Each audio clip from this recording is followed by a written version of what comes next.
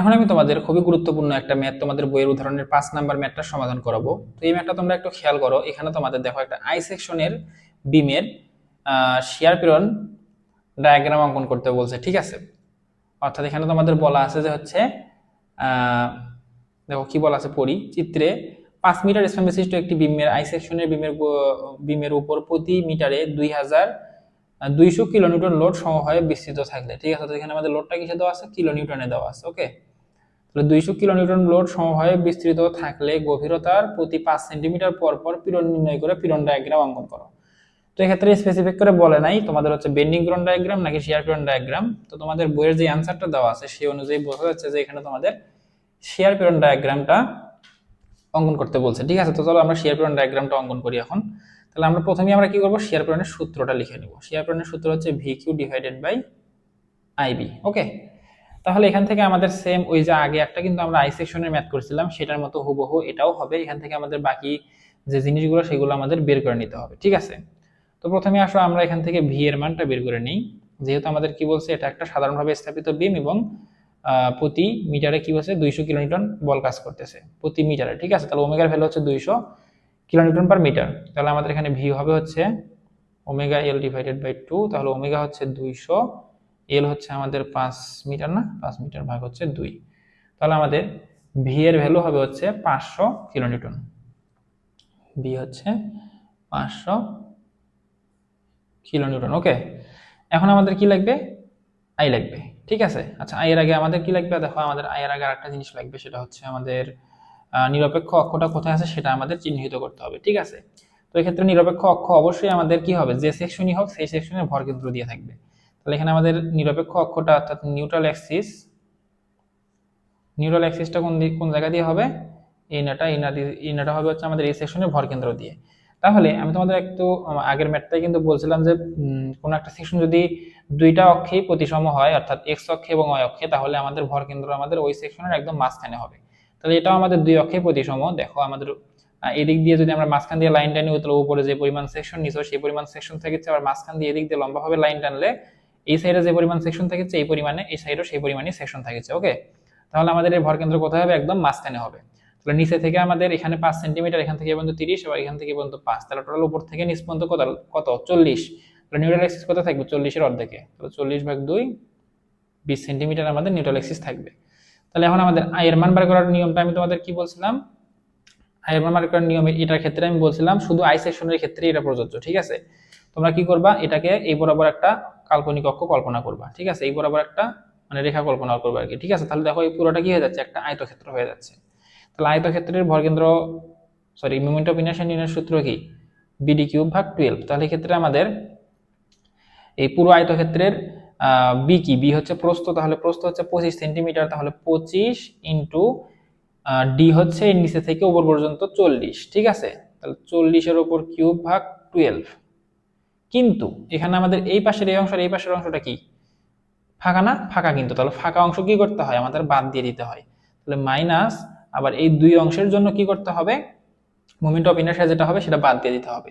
এখন এখান থেকে এই পর্যন্ত পুরোটা তো ফাঁকা না, মাঝখানে দেখো আবার একটু জায়গা আমাদের কি আছে, নিডেড আছে।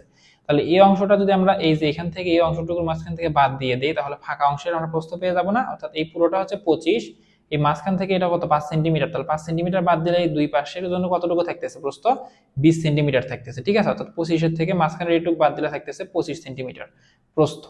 তাহলে এখানে আমাদের বাদ দিতে হবে, সেক্ষেত্রে কি বি এর ভ্যালু হবে হচ্ছে 20, এবং এই ফাঁকা অংশের গভীরতা হবে কতটুকু, এখান থেকে এই পর্যন্ত। তাহলে এখান থেকে এই পর্যন্ত কত, 30 সেন্টিমিটার। তাহলে 30 এর উপর কিউব ভাগ 12। তাহলে এই ক্ষেত্রে তুমি আই এর মান যেটা পাবা, আই এর মান পাবা হচ্ছে 88,333.3 সেন্টিমিটার টু দি পাওয়ার 4। ওকে, তাহলে এটা আমরা আই এর মান পাইলাম। এখন আমাদের কি লাগবে, এখন আমাদের লাগবে দেখো কি, বি লাগবে। তাহলে বি হচ্ছে এখানে আমাদের ভেরিয়েবল। তো বিটা আমাদের এখানে এই ক্ষেত্রে ভেরিয়েবল, আয়তাকার সেকশনের ক্ষেত্রে ভেরিয়েবল ছিল না, একদম ফিক্সড ছিল, ঠিক আছে। তো আই সেকশনের ক্ষেত্রে আমাদের বিটা ভেরিয়েবল হবে, অর্থাৎ পরিবর্তন হবে। তো আমাদের বি এবং এই কিউ এর মানটাই আমাদের কি করতে হবে, বারবার পরিবর্তন করতে হবে। তো এই ক্ষেত্রে আসলে আমরা আগের মতো সেম ভাবে কি কাজ করি। তো এই ক্ষেত্রে আমাদের সর্বোচ্চ কিউ এর মান আমরা কোথায় পাবো, এই যে নিউট্রাল অ্যাক্সিসে পাবো, তাই না, এই নিউট্রাল অ্যাক্সিসে। এখন আমরা টি সেকশনের ক্ষেত্রে কি করছিলাম, নিচের তো আমাদের এই যে মাথাটার ফ্লেন্সটা ছিল না, তো সেক্ষেত্রে আমরা নিচেরটা হিসাব করে সহজে বার করতে পারছিলাম, কিন্তু আই সেকশনের ক্ষেত্রেও তার কিউ এর মানটা আমরা ভাবে বার করতে পারতেছি না। এক্ষেত্রে আমাদের ক্ষেত্র হয়ে যাচ্ছে দুইটা, একটা হচ্ছে এই যে চিকন ক্ষেত্র, আর একটা হচ্ছে এই যে ফ্লেঞ্জের ক্ষেত্র, অর্থাৎ ওয়েভের ক্ষেত্র একটা হচ্ছে, ফ্লেঞ্জের ক্ষেত্র একটা হচ্ছে, ঠিক আছে। তো আমরা কি করব, এই ওয়েভের জন্য আলাদা করে কিউ বের করব এবং ফ্লেঞ্জের জন্য আলাদা করে কিউ বের করে যোগ করে দিতে হবে, ঠিক আছে। তো এক্ষেত্রে আমাদের কি হবে দেখো, এক্ষেত্রে যদি আমরা ধরো নিউট্রাল এক্সিসে অর্থাৎ কিউ ম্যাক্স বের করতে চাই, ওকে, তাহলে সেক্ষেত্রে কি হতে হবে, নিউট্রাল এক্সিসের উপরে যে ক্ষেত্রগুলো আছে তার আমাদের জন্য হিসাব করতে হবে। তাহলে উপরে আমাদের প্রথমে ফ্লেঞ্জ আছে, দেখো তো ফ্লেঞ্জ কি আছে, ফ্লেঞ্জ হচ্ছে 25 সেন্টিমিটার প্রস্থ এবং 5 সেন্টিমিটার গভীরতা। তাহলে ক্ষেত্রফল কি হবে, ক্ষেত্রফল হবে হচ্ছে 25 গুণন 5, এবং এই নিরপেক্ষ অক্ষ থেকে ওই ফ্লেঞ্জের ভরকেন্দ্র পর্যন্ত দূরত্ব কি হবে, দূরত্ব হবে হচ্ছে এখান থেকে এই পর্যন্ত হচ্ছে 15, যেহেতু এখান থেকে এই পর্যন্ত পুরোটা কত 30, তাহলে নিরপেক্ষ অক্ষ থেকে এখান পর্যন্ত কি হবে 15 হবে, যেহেতু নিরপেক্ষ অক্ষটা একদম মাঝখানে আছে। তাহলে 15 আর হচ্ছে এই যে এখানে ছিল হচ্ছে 5, তাহলে 5 এর অর্ধেকে হচ্ছে আড়াই পাবো, তাহলে 15 প্লাস আড়াই কত হবে 17.5 হবে, ঠিক আছে। তো আশা করতেছি বুঝতে পারছো, এর সঙ্গে আমাদের 17.5 গুণ করে দিতে হবে, অর্থাৎ আমাদের ক্ষেত্র যেহেতু এখানে এখানে দুইটা, একটা ফ্লেঞ্জের ক্ষেত্র একটা ওয়েভের ক্ষেত্র, তো এই ক্ষেত্রে আমাদের কিউ এর মান দুইটার জন্য বের করে যোগ করতে হবে। তাহলে আমরা এটা কিসের জন্য কিউ এর মান পেলাম, ফ্লেঞ্জের জন্য পেলাম, তাহলে এখন আমাদের ওয়েভের জন্য ফ্লেঞ্জের মান কিউ এর মান বের করতে হবে। তাহলে ওয়েভের জন্য কিউ হবে কি, ওয়েভের এই যে আমাদের প্রস্থ এবং ওয়েভের গভীরতার গুণফল, এবং এই যে নিরপেক্ষ অক্ষ থেকে ওয়েভের যে ভরকেন্দ্র পর্যন্ত আমাদের গভীরতা আছে সেটার গুণফল, ঠিক আছে। তাহলে এখানে ওয়েভের ক্ষেত্রফল কি হবে, নিরপেক্ষ অক্ষ থেকে উপরে যতটুকু ওয়েভ আছে ততটুকুর ক্ষেত্রফল, তাহলে ওয়েভের প্রস্থ হচ্ছে 5, গভীরতা হচ্ছে আমাদের এখান থেকে পর্যন্ত 15, তাহলে আমাদের এখানে 5 ইন্টু 15, এবং নিরপেক্ষ অক্ষ থেকে ওয়েভের ভরকেন্দ্র পর্যন্ত দূরত্ব কত, 15 অর্ধেক কত আমাদের 7.5। তাহলে তুমি এখানে যদি কিউ ম্যাক্সের জন্য হিসাব করো, তাহলে তুমি এখানে পাবা হলো 2750 সেন্টিমিটার কিউব, ঠিক আছে, 50 সেন্টিমিটার কিউব। যদিও তোমাদের বইয়ে উপর থেকে নিচের দিকে আসছে, আমরা নিচে থেকে উপর দিকে যাব, ঠিক আছে। তাহলে এখানে আমরা কিসে পেলাম, নিরপেক্ষ অক্ষে কিউ এর মান পাইলাম। তাহলে আসলে এখন আমরা এখানে মানগুলো বসায় দেই, তাহলে এস এস ম্যাক্স বা নিরপেক্ষ অক্ষে হবে কি, ভি হচ্ছে আমাদের কত পাইছিলাম, ভি হচ্ছে 500 কিলোনিউটন, ঠিক আছে। তাহলে আমরা এখানে 500 মান বসায় দিব, ইনটু আমাদের কিউ হচ্ছে কত পেলাম 2750, তাহলে 2750 ডিভাইডেড বাই আমাদের কত হবে দেখো, 2750 ডিভাইডেড বাই হবে হচ্ছে আমাদের আই এর মান হচ্ছে কত 88333.3 ইন্টু বি হচ্ছে আমাদের কি দেখো, এখানে আমাদের বি তোমাদের বুঝতে হবে, ঠিক আছে। তাহলে এক্ষেত্রে আমাদের বি এর ভ্যালু কি হবে, বি এর ভ্যালু হবে হচ্ছে আমরা যে তল বরাবর এস এস এর ভ্যালু বার করতেছি সেই তলে বি এর মান। তাহলে আমরা এখানে কই বার করতেছি, নিরপেক্ষ অক্ষে। তাহলে দেখো তো এখানে নিরপেক্ষ অক্ষের যে তলটা আছে সেটার প্রস্থ কতটুক, সেটার প্রস্থ হচ্ছে আমাদের এই যে আমাদের যে ওয়েভ আছে এই ওয়েভের প্রস্থের সমান। তাহলে ওয়েভের প্রস্থ কতটুক 5 সেন্টিমিটার, তাহলে এর সঙ্গে আমাদের 5 দিয়ে গুণ হবে এই ক্ষেত্রে, ঠিক আছে। তো এই বিষয়গুলো একটু ভালোভাবে বুঝে রাখতে হবে যে আমরা কোন তলে বার করতেছি, তাহলে সেক্ষেত্রে আমাদের বি এর মান কি হবে, ঠিক আছে। তাহলে আমরা এখানে যেহেতু ওয়েভের তলে বার করতেছি, এখানে আমাদের বি হবে হচ্ছে 5। তাহলে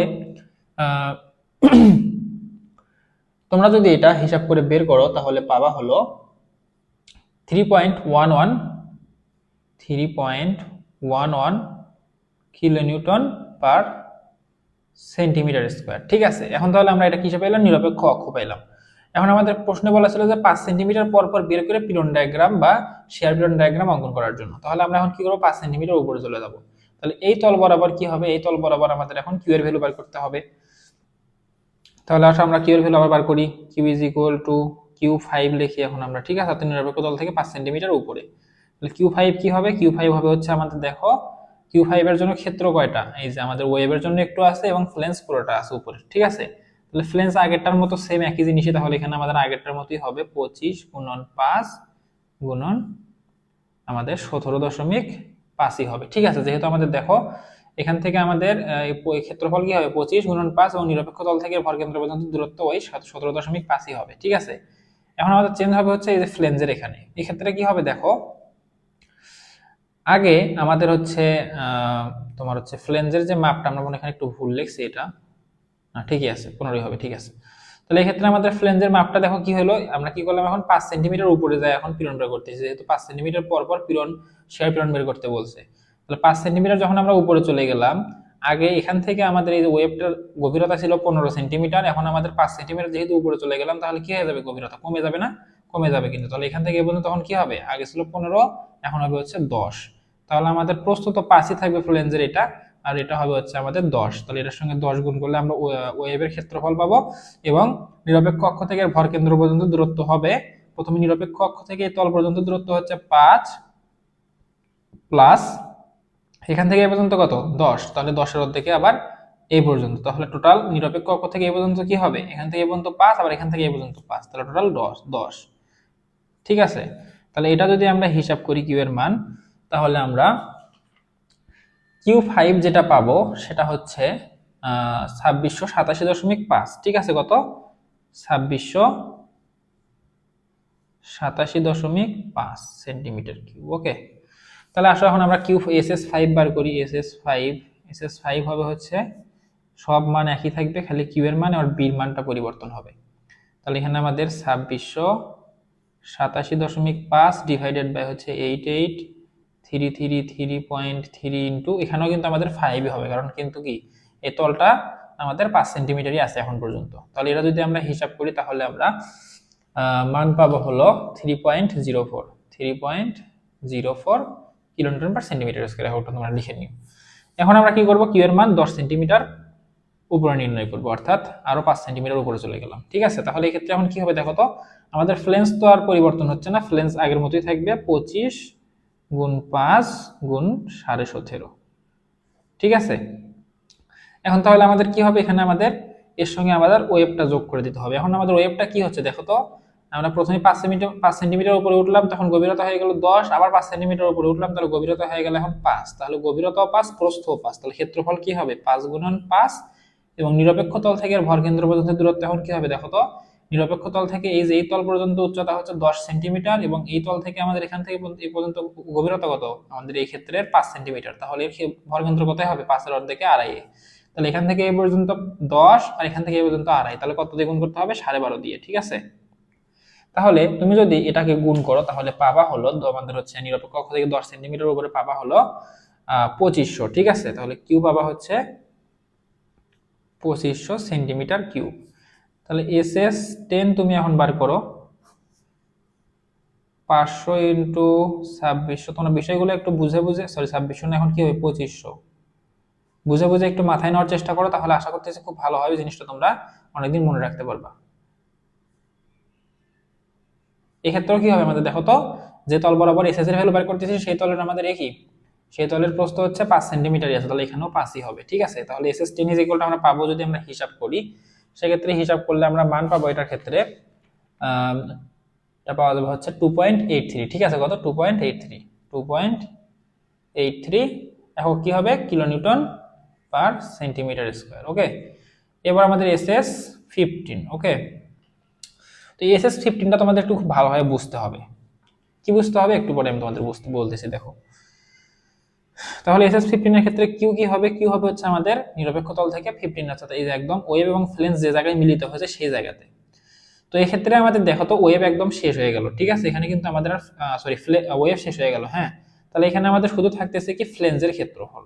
তাহলে এই ক্ষেত্রে আমাদের ক্ষেত্রফল কিউ এর ক্ষেত্রে কয়টা হবে, কিউ এর ক্ষেত্রে কিন্তু এই ক্ষেত্রে আমাদের ক্ষেত্রফল একটাই হবে। তাহলে এই ক্ষেত্রে আমাদের ক্ষেত্রফল হবে কত, 25 গুণন 5, এবং নিরপেক্ষ তল থেকে ফ্লেঞ্জে ভরকেন্দ্র পর্যন্ত দূরত্ব ওই 17.5ই থাকবে।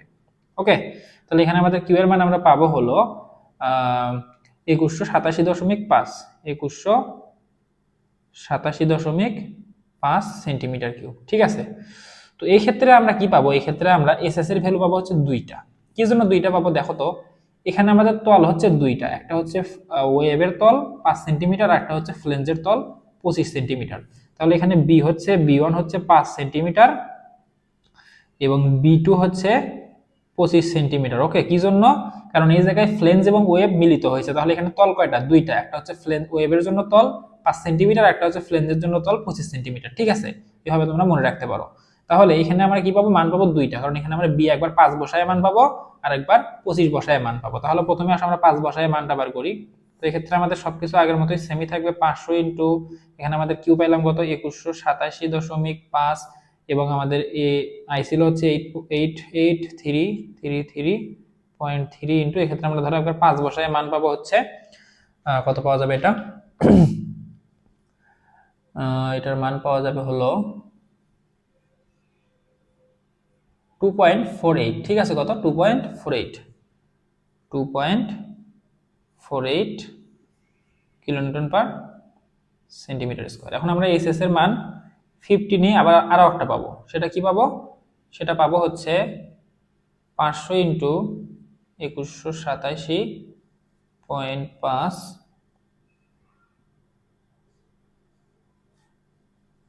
3 ইন্টু হবে আমাদের। এখন আমাদের প্রস্থ কি হয়ে যাচ্ছে, আমরা একবার 5 বসাইলাম ওয়েভের জন্য আর একবার 25 বসাবো ফ্লেঞ্জের জন্য, তাহলে এখানে 25 বসাইলাম। ঠিক আছে, তাহলে তোমরা এটা ক্যালকুলেশন করলে মান পাবা হচ্ছে 0.49। তাহলে দেখো আমরা কিন্তু 15 পর্যন্ত মান পেয়ে গেলাম। এখন আমাদের কি করতে হবে, একদম সবার উপরে টপে, এখানে আমাদের 20 সেন্টিমিটার উপরে, তাহলে আমাদের Q20 কি হবে দেখো তো, Q20 এর ক্ষেত্রে কি হচ্ছে, এখানে একদম উপরে। ঠিক আছে, তাহলে এই টপের উপরে কি আর কোনো ক্ষেত্র আছে, তাহলে এখনো কিন্তু ক্ষেত্র নেই, তাহলে এখানে আমাদের কিউ এর মান কত আসবে, 0। আর আমরা যদি মানের এখানে যদি 0 মান বসে, তাহলে আমাদের এই যে SS20 আসবে হচ্ছে 0। ঠিক আছে, তাহলে আশা করতেছি এই পর্যন্ত তোমরা বুঝতে পারছো। এখন এটা যেহেতু একটা প্রতিসম বিম অর্থাৎ প্রতিসম ক্ষেত্র, তাহলে এর উপরে যে পরিমাণ আমরা 5 মিটার দূরত্ব পর পর যে মানগুলো পাইলাম, নিচেও 5 মিটার দূরত্ব পর পর সেই মানগুলোই পাবো। ঠিক আছে, তো আসলে এখন আমাদের এখানে কি করতে হবে, এই মানগুলো বসে একটা ডায়াগ্রাম অঙ্কন করে দিতে হবে। তাহলে আমাদের ডায়াগ্রামটা অঙ্কন করার জন্য তোমরা আগে আই সেকশনটা ধরো আমি এখানে আর্ট করে নিচ্ছি একবার, তোমরা পরীক্ষা ভাবে আই সেকশনটা আগে একবার আর্ট করে দিবা। ঠিক আছে,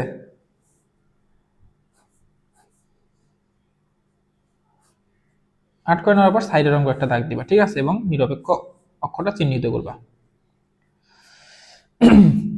5 সেন্টিমিটার উপরে পরপর উপরে যাও, 5, 10,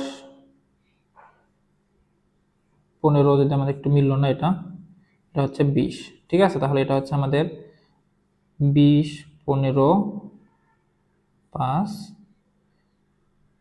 এখানে একটা, তাহলে এখান থেকে 5, 10, 15, 20। ঠিক আছে, হ্যাঁ, তাহলে এখন আমাদের কি করতে হবে, সবগুলো আমরা চিহ্নিত করলাম। তো এই ক্ষেত্রে আমাদের দেখো তো সবার উপরে অর্থাৎ এই যে টপে, এখানে আমাদের 20 মিটার উপরে এস এর ভ্যালু কি ছিল, 0 ছিল, তাহলে এটা হচ্ছে এখানে 0-তে। ঠিক আছে, এরপর আমরা যখন 15-তে আসলাম, তখন আমরা মান পাইলাম হচ্ছে দুইটা, একটা হচ্ছে ফ্লেঞ্জের জন্য আর একটা হচ্ছে ওয়েভের জন্য। তাহলে আমাদের ফ্লেঞ্জের জন্য যে মানটা পাইলাম সেটা হচ্ছে 0.9। তাহলে আমরা কি করব, 2 নাম্বার এখানে 0.9 আগে উপরে উঠলাম এই পর্যন্ত। ঠিক আছে, উঠে এইভাবে কার্ভ দিয়ে মিলাই দিলাম। ওকে, এরপর আমরা 15-তে আবার মান পাইছি কত, 2.48। তাহলে আমরা এই জায়গা থেকে আবার উপরে যাব, উপরে গেলাম, এটা হচ্ছে এটা পাইলাম কত, 0.49। আর এখানে আমরা পাইলাম হচ্ছে 2.48। ওকে, তাহলে এই পর্যন্ত আমাদের হইলো। এখন পরবর্তী সেকশনে চলে যাই আমরা। তাহলে এখন 10 মিটারে কত পাইছিলাম দেখো তো, 10 মিটারে পাইছিলাম 2.83। এটা আর একটু উপরে যাবে এরকম জায়গায়, এই দুইটা মিলাই দাও। এবার আমরা 5-এ কত পাইছিলাম দেখো, 5-এ পাইছিলাম হচ্ছে 3.04, তাহলে আর একটু উপরে যাবে, তাই না, এইভাবে মিলাই দাও। ঠিক আছে, এরপর নিরপেক্ষ, তাহলে আমরা সর্বোচ্চ পাইছিলাম সেটা হচ্ছে 3.11। তাহলে এটা আবার মিলাই দাও। ঠিক আছে, তাহলে আমরা দেখো মিলাই এটা পাইলাম। এখন উপরে যা হয়েছিল নিচেও কিন্তু সেম তাই হবে, নিচে একদম 0। তারপর এখানে আমাদের ফ্লেঞ্জ এবং ওয়েভ যেখানে মিলিত হয়েছে সেখানেও আমরা এই যে 15 এর মতো 15-এ যে দুইটা মান পাবো, একটা হচ্ছে ফ্লেঞ্জের প্রস্থের জন্য আর একটা হচ্ছে ওয়েভের প্রস্থের জন্য। ঠিক আছে, তাহলে প্রথমে আমরা ফ্লেঞ্জের প্রস্থের জন্য যে মানটা সেটা এখানে বসাই, সেটা হচ্ছে এই পর্যন্ত, তাহলে এটা মিলাই দিলাম। ওকে, এরপর ওয়েভের জন্য আরো উপরের দিকে চলে যাবো। ওয়েভের জন্য কত ছিল আমাদের, এটা 2 পয়েন্ট, অর্থাৎ একই পয়েন্টে যেহেতু দুইটা মান, তাহলে তো এখান থেকে আবার উপরের দিকে যাবে, তাই না, এটা হচ্ছে 2.84, আগেরটার মতো সেম। তাহলে এই পর্যন্ত উঠলো ধরলাম। এবার আমাদের 10 নিরপেক্ষ 10 সেন্টিমিটার উপরে কত ছিল, 2.83। তাহলে এটা আরেকটু উপরে যাবে এরকম, তাহলে এটা হয়ে মিলে যাবে। ওকে, তারপরে আমাদের 10 থেকে 10 তো গেল। এখন আমাদের 5-এ কত পাইছিলাম, 3.04, তাহলে 3.04 ধরলাম এখানে, তাহলে এভাবে মিলে গেল। ওকে, এভাবে মিলে গেল এবং এর শেষে যায় এটার সঙ্গে মিলে গেল। তাহলে এটাই হবে আমাদের সেই শিয়ার ফোর্স ডায়াগ্রাম আই সেকশনের ক্ষেত্রে। ঠিক আছে, তো তোমাদের বইয়ে দেখবা কত নাম্বার পেজে জানি এই সেকশনগুলোর কিছু চিত্র দেওয়া আছে, অর্থাৎ কোন সেকশনের জন্য শিয়ার ফোর্স ডায়াগ্রাম কেমন হবে, আবার তোমার হচ্ছে বেন্ডিং মোমেন্ট না, shear force diagram, shear force না, সরি ভুল বলতেছি আমি, শিয়ার পিরন ডায়াগ্রাম এবং বেন্ডিং পিরন ডায়াগ্রাম কেমন হবে সেটা তোমাদের বইয়ে দেখবা যে কত নাম্বার পেজে এটা জানি দেওয়া আছে। আমি দেখে তোমাদের বলতেছি। তোমাদের বইয়ের হচ্ছে 106 নাম্বার পৃষ্ঠা তোমরা এটা দেখতে পাবা, ঠিক আছে। অর্থাৎ এই যে এটা দেখো, এই যে এখানে আমাদের আয়তাকার সেকশনের জন্য দেখো বেন্ডিং পিরন ডায়াগ্রাম কিন্তু সবগুলোই প্রায় সেম, ঠিক আছে, কিন্তু শেয়ার ফোর্স ডায়াগ্রাম আমাদের একটু আলাদা। দেখো এটার জন্য এরকম, এই যে আমাদের টি সেকশনের জন্য দেখো আবার এরকম, কারণ কি এই যে ফ্লেঞ্জ এবং ওয়েভ যেখানে মিলিত হয়েছে সেখানে আমাদের দুইটা মান পাওয়া গেছিল, একটা হচ্ছে ওয়েভের জন্য এই যে এই পর্যন্ত, আবার সরি ফ্লেঞ্জের জন্য এই পর্যন্ত, এবং ওয়েভের জন্য এই যে এই পর্যন্ত উঠে গেছে, আবার নিচের দিকে আবার এইভাবে একদম মিলে গেছে। কিন্তু টি সেকশনের ক্ষেত্রে যেহেতু উপরেও ফ্লেঞ্জ ওয়েভ মিলিত হয়েছে এবং নিচেও ওয়েভ ফ্লেঞ্জ ওয়েভ মিলিত হয়েছে, সেজন্য এই যে এখানেও এরকম, আবার নিচেও এসে এই যে এরকম, ঠিক আছে। তো আমাদের প্রথম যে তিনটা আছে এই তিনটাই আমাদের বেশি ইম্পর্টেন্ট পরীক্ষার জন্য, নিচের দুইটা আমাদের তেমন একটা আসে না। তো তোমরা এগুলো ভালোভাবে বুঝে একটু প্র্যাকটিস করে নিবা। তো আশা করতেছি তোমরা চিত্রটা বুঝতে পারছো এবং কিভাবে ড্র করতে হবে সেটাও বুঝতে পারছো। চিত্রটা তোমরা যদি ভালোভাবে ড্র করো তাহলে দেখতে কিছুটা এই যে এরকম হবে।